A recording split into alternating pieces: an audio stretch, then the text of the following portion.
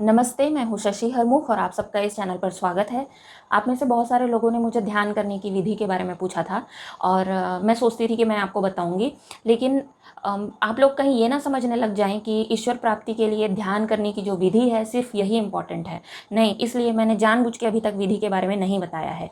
अब आगे आप लोगों की डिमांड पे मैं इसके बारे में सोचना शुरू की कि मुझे ध्यान करने की विधि तो बतानी ही है, लेकिन आपको दूसरी चीज़ों को भी बताना है जो ईश्वर प्राप्ति के लिए बहुत ज़्यादा इम्पॉर्टेंट होता है, ठीक है?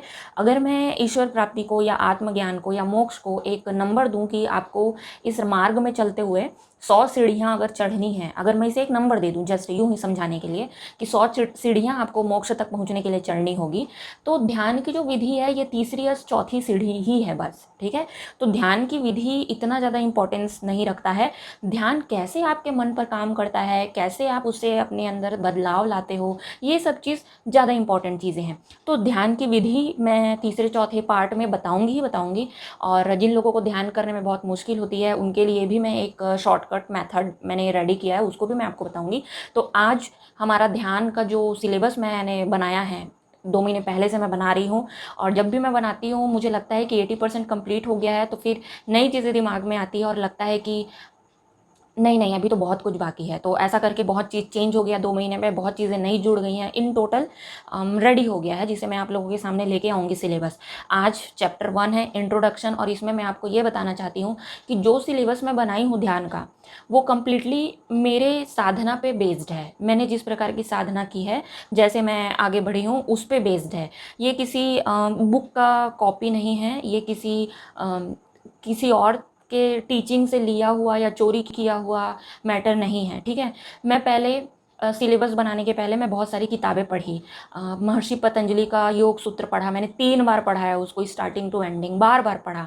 और स्वामी विवेकानंद के बारे में पढ़ा, और श्री रामकृष्ण परमहंस जी के बारे में पढ़ा। तो ये सब चीज़ें पढ़ने के बाद बहुत सारी क्लैरिटी मिली मुझे, लेकिन फिर मैंने ये डिसाइड किया कि जिस तरीके से मैंने सीखा है इसको, मीनिंग सबका एक ही है। जो महर्षि पतंजलि ने योग सूत्र में कहा है उसका मीनिंग भी वही है, बस मैं जिस तरीके से आपको बताऊंगी वो अप्रोच डिफरेंट रहेगा। मीनिंग कोई चेंज नहीं होगा, बस अप्रोच डिफरेंट रहेगा, ठीक है? तो जिस तरीके से मैं समझी हूँ उसको मैं डायग्राम, जैसा कि मेरा स्टाइल है मैं डायग्राम में बताती हूँ, वैसा मैं, ताकि ईजिली आपको समझ आए, वैसा डायग्राम में लेके मैं सिलेबस को आगे बढ़ूंगी, ठीक है? हम बेसिक से स्टार्ट करेंगे, उसके बाद धीरे धीरे गहरी बातों को जो भी है उसको सीखते चले जाएंगे। ज़्यादा लंबा नहीं होगा हमारा सिलेबस।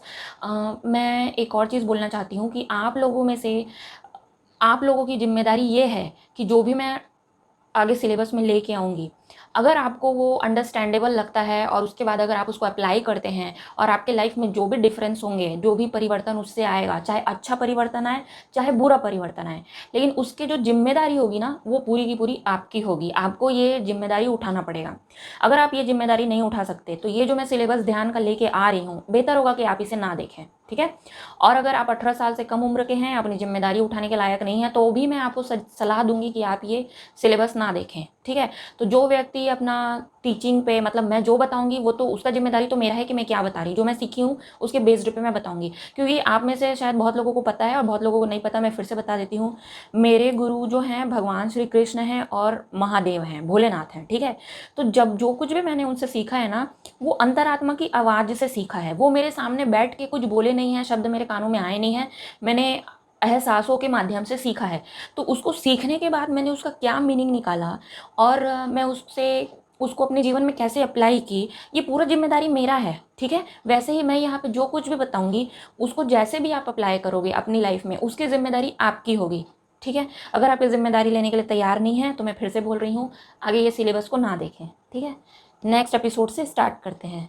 Thank you.